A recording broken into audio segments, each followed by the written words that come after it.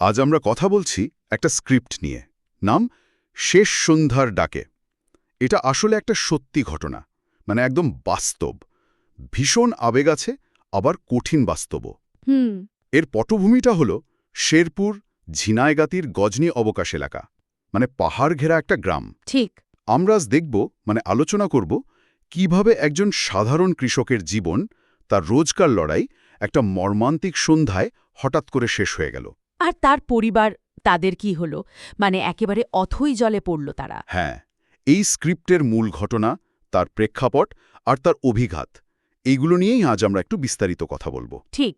আর এই স্ক্রিপ্টটা মানে এটা শুধু একটা ঘটনার কথা বলে না, এটা ওই শেরপুরের পাহাড়ি এলাকার মানুষের যে জীবনযুদ্ধ তার একটা ছবিও তুলে ধরে। যেমন ধরুন, ওই কৃষক আর তার যে সঙ্গীরা ছিলেন 4 জন, তারা সারাদিন কি পরিশ্রমটাই না করেন, ধান কাটা। এটা তো শুধু কাজ না, বেঁচে থাকার লড়াই। একদম প্রতিদিনের লড়াই।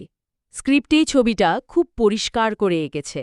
আর এটা তো শুধু তাদের গল্প না, ওখানকার অনেকেরই এটাই রোজকার জীবন। আর সেই লড়াইয়েরই একটা অংশ ছিল ওই সন্ধেটা। কাজ শেষ হলো, 5 জন ফিরছেন বাড়ির দিকে। পাহাড়ি পথ। হ্যাঁ, স্ক্রিপ্টে যেমন আছে সময়টা তখন এই ধরুন সন্ধে 7টা মতন। দিনের আলো প্রায় নেই, গাছপালা চুপচাপ, সব পাখির ডাকও কমে আসছে। এই শান্ত পরিবেশটাই হয়তো কে জানে একটা আসন্ন বিপদের আগের মুহূর্ত ছিল। স্ক্রিপ্টে কি এমন কিছু আছে যে তারা জানতেন এমন ঝুঁকি আছে, নাকি এটা একেবারে হঠাৎ? না না, স্ক্রিপ্ট যেভাবে বলছে মনে হচ্ছে ব্যাপারটা একেবারেই আকস্মিক, মানে অপ্রত্যাশিত। আচ্ছা। ওই শান্ত অন্ধকার মতন পরিবেশে হঠাৎ পাহাড় থেকে নেমে এলো একটা বুনো হাতি। ওহ। স্বাভাবিকভাবেই সবাই আতঙ্কিত, মানে জীবন বাঁচাতে যে যেদিকে পারল দৌড় দিল। 4 জন পারল, কিন্তু গল্পের যে মূল চরিত্র, ওই কৃষক, তিনি পারলেন না, মানে পিছিয়ে পড়লেন। হায়, এখানেই তাহলে। হ্যাঁ, এখানেই সব ওলটপালট হয়ে গেল। আর সেই পিছিয়ে পড়াটাই, ভাবা যায়, একা একজন মানুষ, সামনে বিশাল এক বুনো হাতি। হুফ।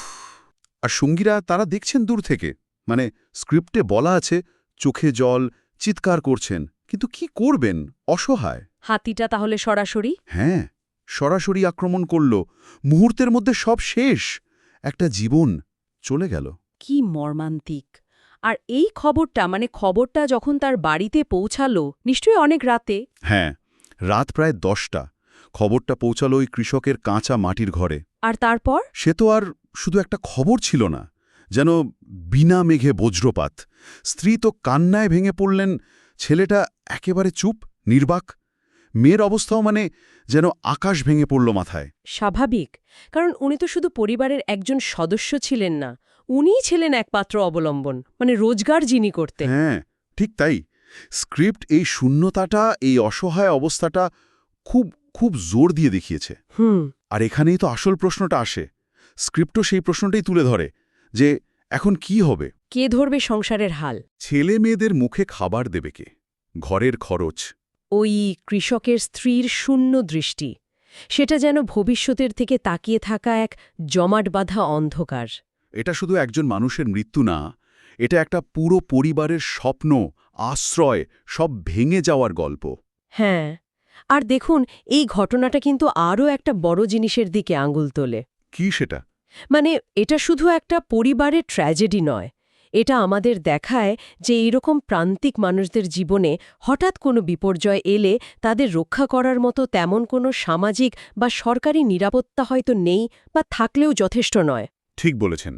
যখন আয়ের একমাত্র পথটা এভাবে হঠাৎ বন্ধ হয়ে যায়, তখন ওই পরিবারের পক্ষে আবার উঠে দাঁড়ানো যে কতটা কঠিন, স্ক্রিপ্টটা সেই বাস্তবতাই যেন আমাদের সামনে মেলে ধরে। শেষ সন্ধ্যার ডাকে নামটা এই আকস্মিকতা আর চূড়ান্ত পরিণতি দুটোকেই খুব ভালোভাবে ধরেছে। তাহলে সব মিলিয়ে আমরা দেখলাম গজনি অবকাশের একটা খুবই সাধারণ সন্ধে কিভাবে একজন কৃষকের জীবনের শেষ মুহূর্ত হয়ে উঠল, আর তার পরিবারকে ঠেলে দিল এক চরম অনিশ্চয়তার দিকে।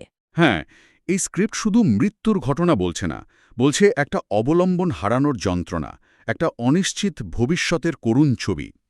এটা আমাদের মনে করিয়ে দেয় অনেকের জীবনই কতটা ঠুনকো একটা ভিত্তির উপর দাঁড়িয়ে থাকে। আলোচনা শেষে একটা প্রশ্ন মনে ঘুরপাক খাচ্ছে। বলুন। একটা দুর্ঘটনা, মানে একটা মুহূর্ত, কিভাবে একটা গোটা পরিবারকে, বিশেষ করে যারা অর্থনৈতিকভাবে দুর্বল, তাদের পুরো অস্তিত্বটাকেই নাড়িয়ে দিতে পারে। যখন রোজকার আয় দিয়েই দিন চলে, তখন সেই আয়টা বন্ধ হয়ে যাওয়া মানে তো শুধু টাকার অভাব না, অস্তিত্বের সংকট। ঠিক, অস্তিত্বেরই সংকট। এই পরিস্থিতিগুলো আমাদের সমাজের ভেতরের দুর্বলতাগুলো নিয়ে ভাবতে বাধ্য করে। আমরা কতটা প্রস্তুত এই রকম হঠাৎ বিপদে পড়া পরিবারগুলোর পাশে দাঁড়াতে? এটা একটা বড় প্রশ্ন কিন্তু।